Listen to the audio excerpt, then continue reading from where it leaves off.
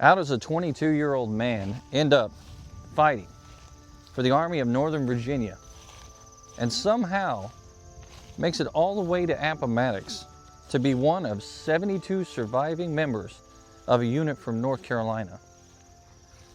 Today, we're going to retrace the steps of Peter Crawford Earnhardt, the very man that his survival of the American Civil War would birth a NASCAR dynasty in Dale Earnhardt and his family.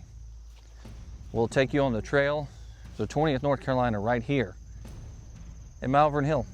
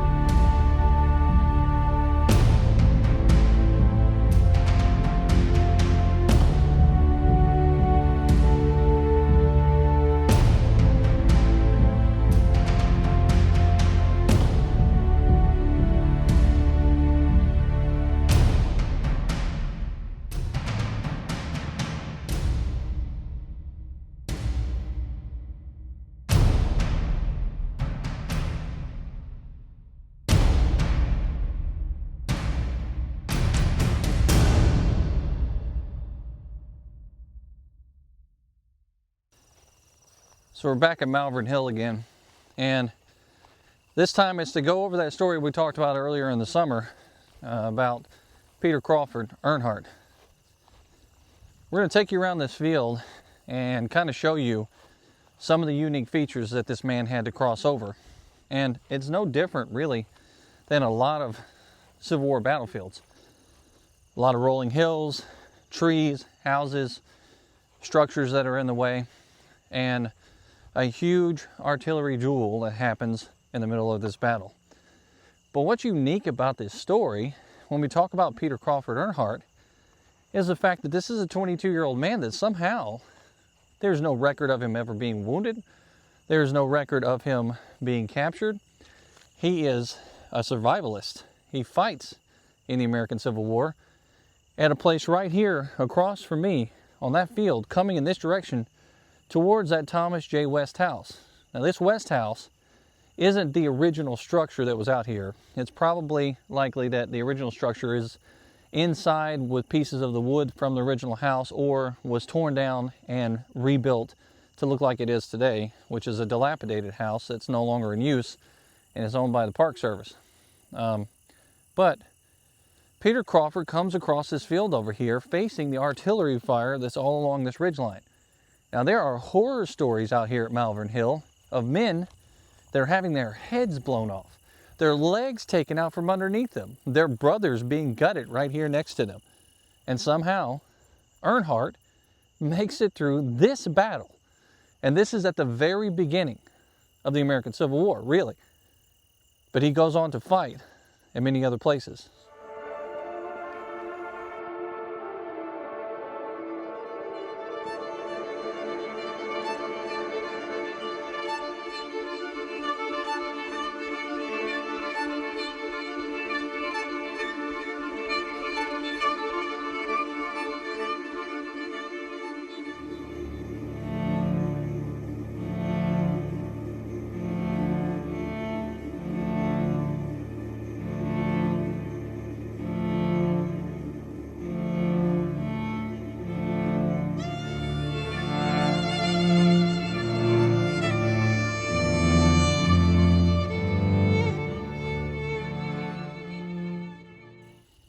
Artillery pieces like the one that's in front of me right here is what Earnhardt's facing.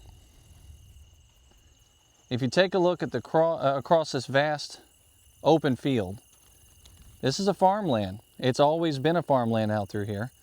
And there's a paved road that runs down this area here, and it branches off. It goes off in that direction and then off in this direction here. The 20th North Carolina is coming from that tree line over there, and they're heading in this direction. They formed way off in the distance before they started making their way across this field toward the position that we're at right now. They are unsuccessful in trying to make it right here at the artillery line here at Malvern Hill in front of the West House. Now beyond that house right there, all off in the distance, Thomas J. West House, beyond the ridge line there is another farm. That farm actually has thousands of Union soldiers crammed in there in reserves waiting to come up and fight in this direction. And many of them do. For example, the 67th New York is over there. They're lined up and ready to come up into the fight. And just as the 20th North Carolina comes off the line over there, the 67th comes into the fray. Now, just a couple of days before that, there's a young lieutenant, a second lieutenant, who's a part of the 67th New York, and he's fighting off at Nelson's farm over here, and he manages to get himself into a world of hurt. And he tells a story in 1866 to another man who writes it down for him about how he was crossing the field and artillery took his calf muscle right off of his leg. That's the kind of stuff that these guys are facing out here. That very injury took that second lieutenant completely out of the fight for the rest of the American Civil War. And somehow, Peter Crawford does not end up with an injury out here on this field at Malvern Hill. Earnhardt's born in February of 1839, and he is born to a farming family in Cabarrus County, I believe it's the way you say it, and today I believe it's called Kannapolis, in North Carolina. At the age of 22, he ends up enlisting in 1861 and finds himself in the 20th North Carolina. From there, they end up pushing their way north and end up in the Army of Northern Virginia. This is how Peter Crawford becomes one of the men that's fighting here at Malvern Hill, by enlisting in 1861 and simply just by chance. A lot of men from North Carolina enlist in the Confederate Army, and a lot of them get separated into different directions. Just to give you an example, in Yancey County, North Carolina, multiple units were enlisting at the exact same time. Half of those units ended up in the Army of Tennessee, and the other half would end up being units that were in Gettysburg, some of the most famous units from Gettysburg, or infamous, I should say, because of how many people were lost, killed, or wounded there at Gettysburg.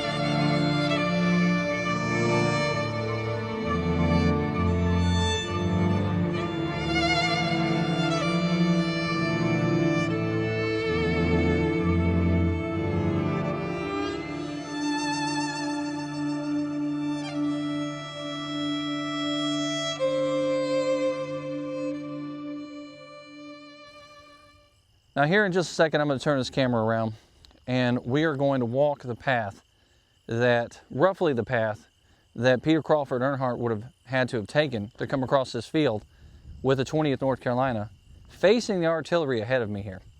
And we're also talking about the sun is starting to get lower in the sky. So he's involved in that too.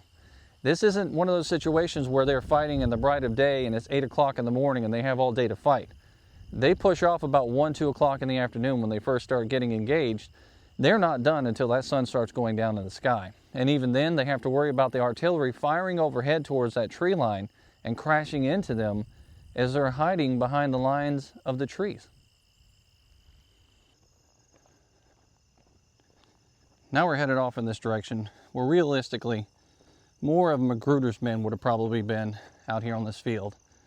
And off to the right-hand side, that's where the Alabamians are, that's where the Virginians are, that we talked about in a previous video when we did a two-part series on John Vermillion and his brother fighting out here, and then eventually John Vermillion making his way to Gettysburg to fight over there.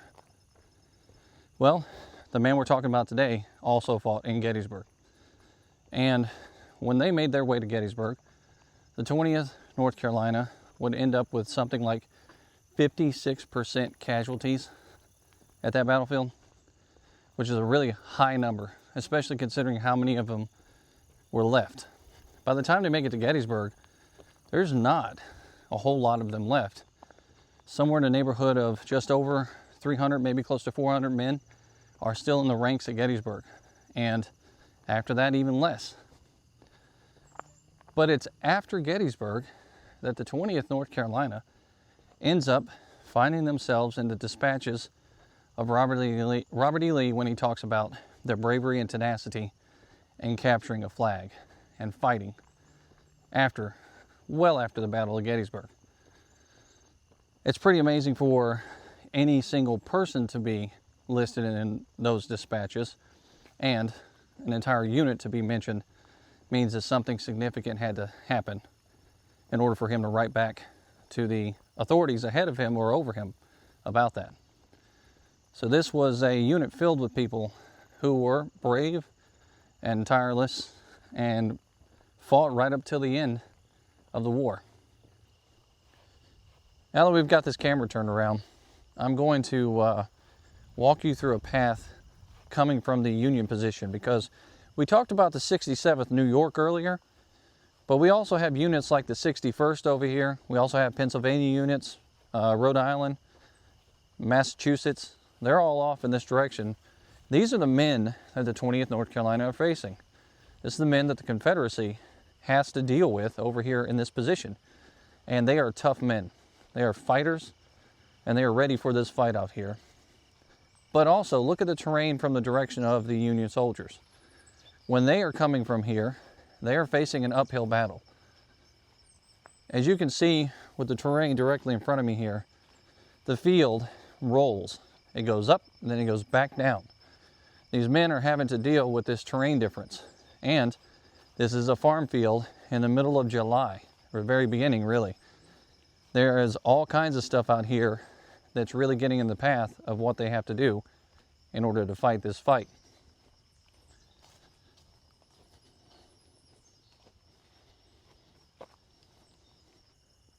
So here we are now at kind of like the crest, the ridge line, the height of this hill that we were just walking down. And look across the field here behind me. This is amazing. We're at a high point here on this side of the road. If you go to the other side of the road, that's not a high point, it's a low point. Just on the opposite side of this road here is where the Confederates were actually laying down in a divot to keep themselves from being hit by cannonballs that were flying over their head.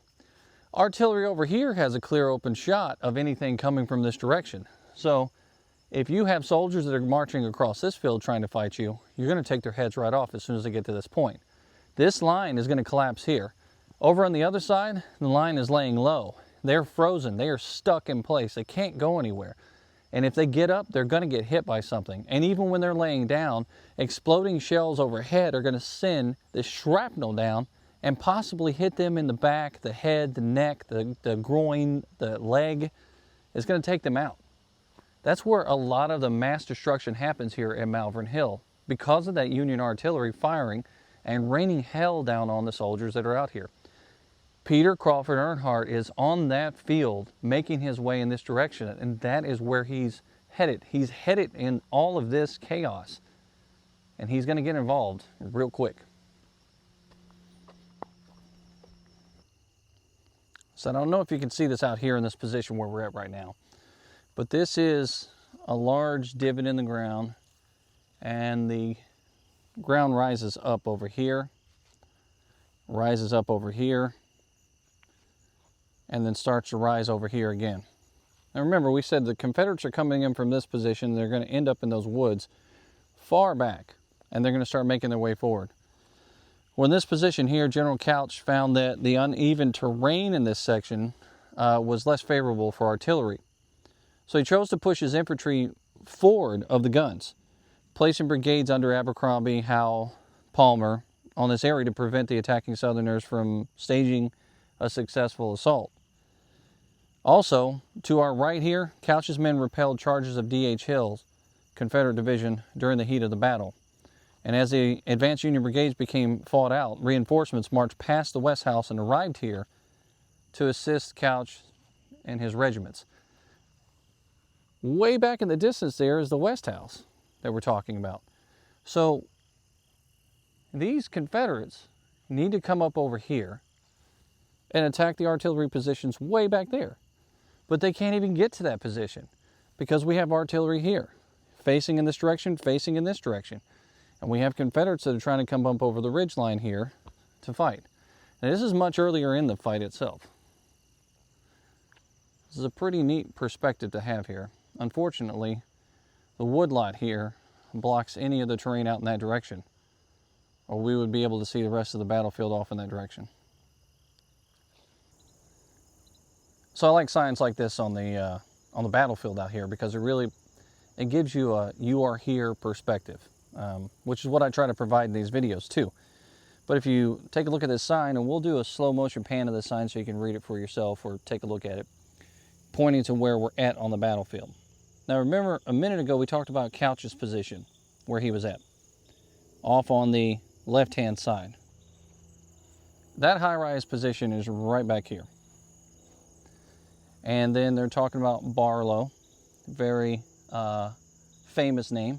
Remember Barlow's Knoll. We have Barlow positioned on some heights over here. Sickles is coming up down the path that we're on, another famous name in the American Civil War. And then Kearney off to the right-hand side, just behind Barlow, protecting the area from the western run. And off in front here, we have units at 7 p.m. that are just kind of disorganized for the Confederate Army.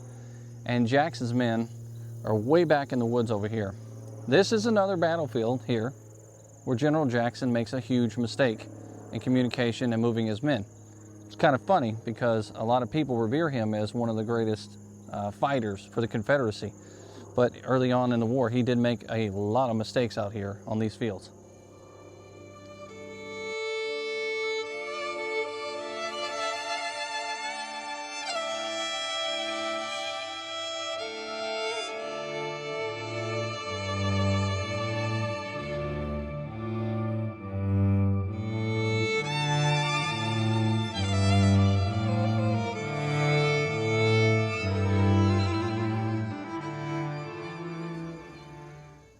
And you can see right here behind me that parsonage we were talking about earlier. Unfortunately, with the government shutdown and everything going on, they are having to put this on pause. But this is one of the projects that the park's working on right now to try to restore this and keep it upright so that it doesn't crumble over time. And they do this from time to time to keep these identifiers on the field of battle up and there for the public to see. And standing in this clear, open position that I'm in right now, when you come out to Malvern Hill, there's a lot of trees all around you. But in this area is a staging area, and Robert E. Lee is basically spending most of the daytime trying to form his men in kind of an arc. So you have Jackson off in the distance over here. Some of his men are back in this direction. And then D.H. Hill is going to be back here behind this slope going downhill, and Magruder is across the street. So imagine that arc we're talking about, going forward for one of the war's largest frontal assaults when it starts about 1:30 in the afternoon with the artillery opening up on the artillery facing them at West House and that ridge line going across the street. Now, to give you a better understanding of what we were just talking about, here is the area we're talking about with Jackson. The West House is off in the distance here. Couch's men are placed right about there. North Carolina is in what I like to call the armpit of the road, but they're coming up from the hill behind us with D.H. Hill's men. This is a hill. It goes back down into a ravine where the western run is, and 20th North Carolina is off in that direction over there, making their way back this way to fight. Magruder's men are across the street, and they're headed in this direction right over there. And that's where that young 19-year-old man is killed across the street, the one with that face of a child that everybody talks about that was in the Ken Burns documentary, The Civil War. Now I'm about to come off from where the parsonage is, and I'm going to go down into the woodlot here where D.H. Hill's men throughout the day are. Like, they're gathering up over here preparing for battle, but they are also coming back to this point when they start to get disorganized, and they are laying low in the tree line, really hoping that they don't get hit by a cannonball or something flying in the air, because artillery is blasting over here as they're preparing for the fight too. As you can see around me here, it's probably going to look a lot like it is right now when they first get into this area. It's a peaceful wooded area, but by the time the artillery opens up, it starts to knock down trees. It starts to take the foliage out of here. The green leafy stuff that's out here that's blocking the view is probably getting thinner and thinner by the minute as the artillery is blasting through the air and taking it all down.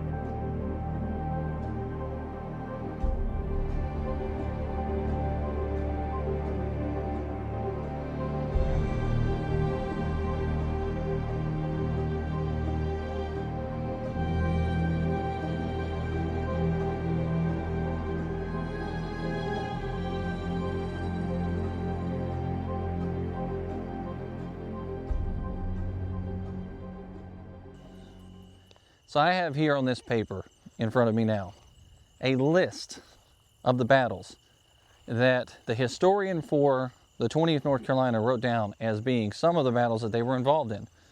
They were involved in 39 separate engagements, separate major engagements. That doesn't include small skirmishes or anything like that. But just to name a few: Gaines Mill, Malvern Hill, South Mountain, Antietam, Fredericksburg, Chancellorsville, Gettysburg, Bristow Station, Kelly's Ford, Mine Run, Wilderness, Spotsylvania, North Anna, Cold Harbor, Monocacy, 3rd Winchester, Fisher's Hill, Cedar Creek, 3rd Petersburg, Fort Stedman is included in that, Sailor's Creek, and then finally the surrender at Appomattox. And at that surrender in Appomattox, 72 men of the original 1,012 end up surrendering there. Out of the 72 men, only 9 of them were armed. They didn't have weapons. Of the 72 men, Peter Crawford Earnhardt would be one of them, without an arm. Didn't have weapons of any kind. It's a pretty amazing story if you really think about it. I can't think of any other stories really that are like that. Although I think that if you dig into history deep enough, you're probably going to find a lot of soldiers that ended up making it out of this war with very similar paths, but the vast majority of them had an injury of some sort, and it's documented. But for some reason, Peter Crawford Earnhardt, not documented at all.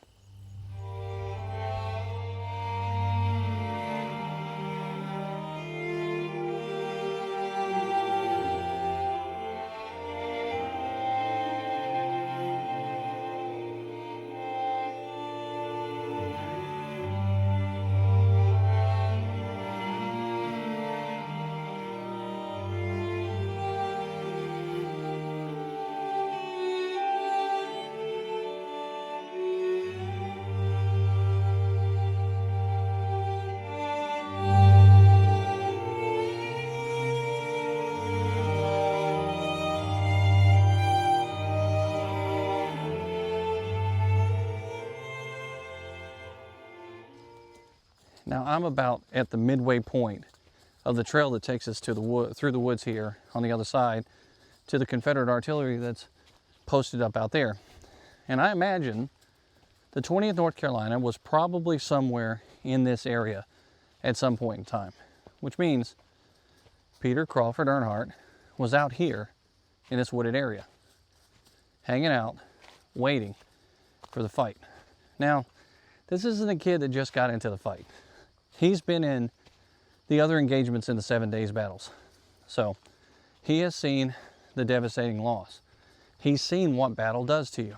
He knows exactly what he should expect. But somehow, Earnhardt makes it through this fight unscathed. Don't know how. There's no record of him being wounded here at Malvern Hill or any other battlefield. But this is a pretty amazing tale. And I can't imagine being such a young man standing out here in these woods, hearing the rapport of those guns over there just going off like crazy. And you really don't know what to expect when you step outside of those woods. But imagine you come on the edge of those woods and you are over where that street was. And as you look across the field, the artillery is now closer than what you thought. It's actually on a ridgeline just in front of you. You have to have a lot of nerve to want to stand there and go towards it. That's what these men were doing.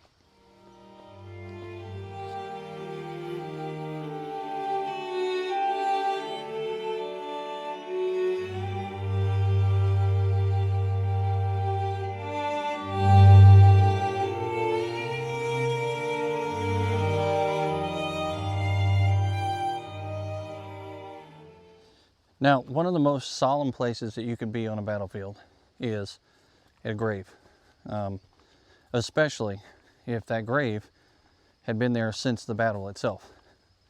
Here in a minute, I'm going to walk up on a position where there's a small sign, a small marker, and it tells a story about a grave that was discovered out here at Malvern Hill, likely from some soldiers that fought here at the battle and was buried hastily in a small grave. Now, there's no telling who these soldiers were with, because when they were found, there wasn't much left, but they were definitely Confederate soldiers. We are in the position where D.H. Hill's men were. So, could it have been men from the 20th North Carolina? It is a possibility. These men were removed from this field, this battlefield grave, and they were buried later on in a cemetery. So their remains were interred properly to give them a proper burial, regardless of who they fought for, because that was the nice human thing to do. So we'll flip this camera around and I'll show you the divots that are in the ground from where those two soldiers were found. Coincidentally, I, at one point in time, ended up volunteering for a National Park Ranger that was here the day that they found these bodies.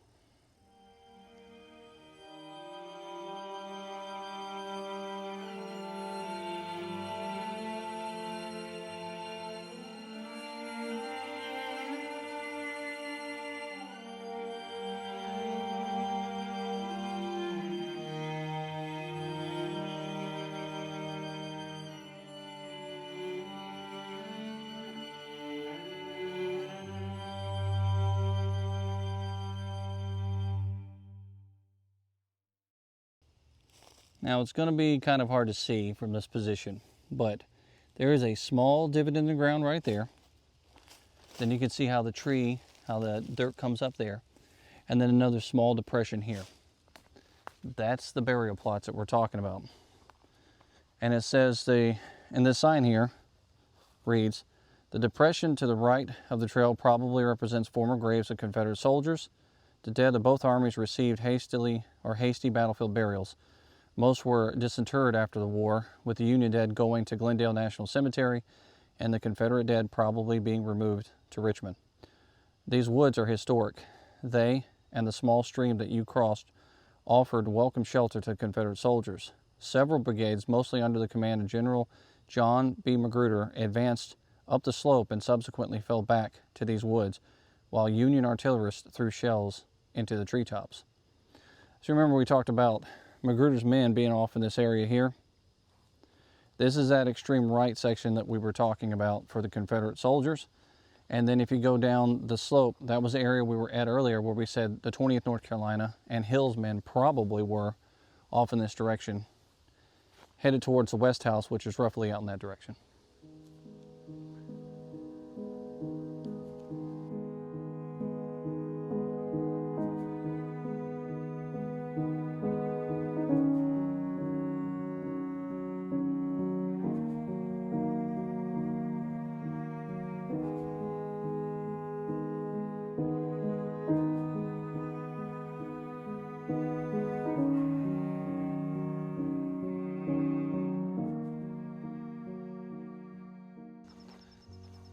So this attack begins probably about 5 o'clock in the afternoon, when Alabama, John B. Gordon pushes off from the woods right there in front of me, steps out onto the field, and starts to make their way across that field, along with other units. This continues to happen over and over again until it finally gets so dark that they realistically can't fight. Some men are trapped out here on this field, and they're not able to make it back, and they become prisoners of war. Other men are still further trapped from the Union Army off in this direction over here. They were at a makeshift hospital at the Nelson farm. One of them was that second lieutenant we talked about. He was over there with his calf muscle removed from a cannonball that hit him in the leg as he was crossing the field. By the time this fight was over with here, the Union generals were getting together talking about what they were going to do. All of them were in agreement. They knew the Confederacy was in trouble over here. They knew that these men were disorganized, and if they hit them hard again the next day, they would probably knock the door open to Richmond. That's the way one man put it. But instead, for some reason, McClellan decides to go to Harrison's Landing. He removes the men from the action over here, takes them to Harrison's Landing, and the Confederates clearly have a superior position that they are in as a result of a decision of a Union general, not necessarily of a one battle. Because let's be real here, at the end of this battle, this was no Confederate victory. This was definitely a defeat. For guys like Earnhardt in the 20th North Carolina, he wasn't concerned about that. What he was concerned about was going across that field and then eventually making it to see another day, and hopefully getting back home. Somehow, some way, he does it. He makes it all the way to Appomattox. I've said it many times before, these fields are extremely powerful. But when you step out here on these fields and you have the story of an individual soldier, and you know their history, and you know what their family became, you take that man out of the picture, and it's likely that the Earnhardt dynasty in NASCAR does not exist. And that's a pretty amazing thing to think of when you look at the history of racing. Dale Earnhardt Jr., all those Winston Cup victories, all of those championships, somebody else gets those because the young man that fights here on this field doesn't make it through the war. But because he does, the future is forever changed for something completely different. The same thing can be said for people like Patton. So, it's pretty amazing.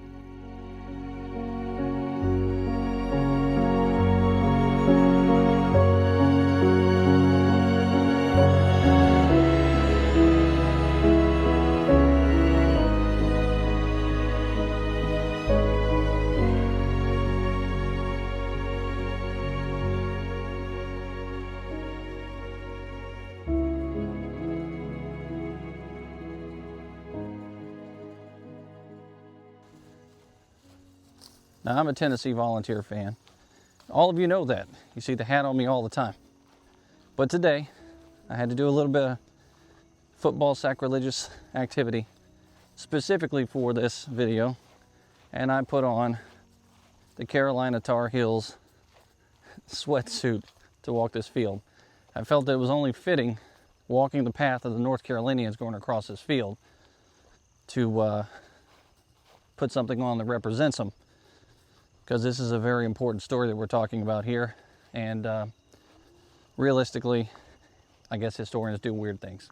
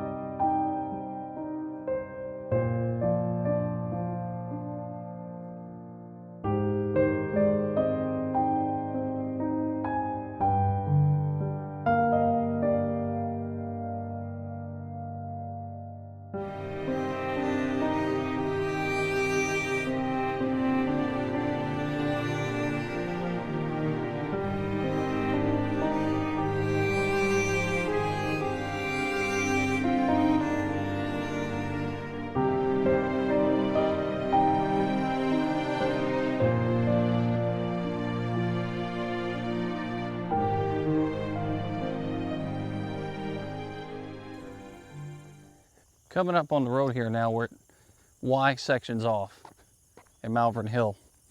There's two different roads that intersect here.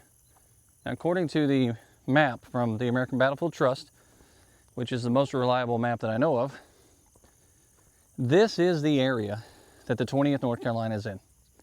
They are slightly across this road, and they are slightly off in this section over here. And they're headed directly in front of me, because they have gone from this way to veer off in this direction towards Couch and the men that are facing them there. And they have to go up over the hill that, if you look behind me here, that's above my head. So this is another gentle slope before the road was put in, like this. Another gentle slope with a road that used to intersect through here was made of dirt, and they would come up over that hill and artillery is sitting on the other side. This is what the man's facing. This is what all of them are facing coming up through here. And it was a bloody situation for the 20th North Carolina.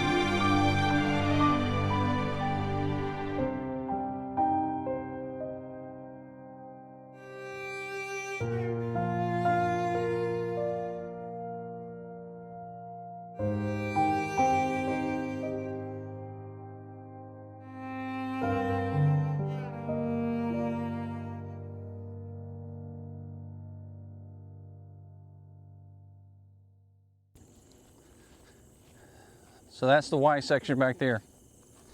This is the area. Crawford's coming up. Crawford Earnhardt is heading straight up the hill there, right into the Valley of Death. And somehow he makes it out alive. Malvern Hill is one of those places where it's not glorified. People don't talk about it as much as they probably should.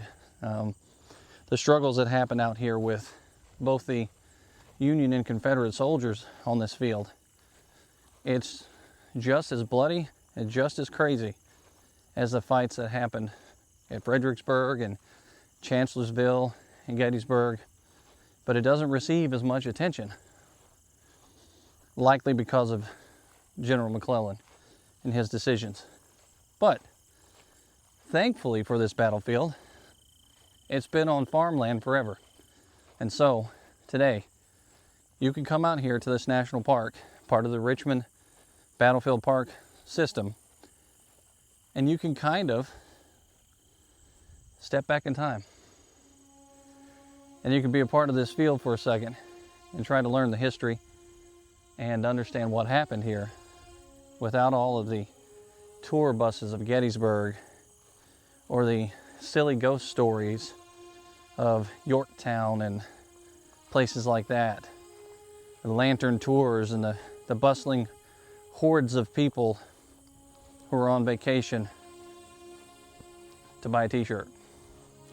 If you're a true historian and you love this stuff, this is the place for you.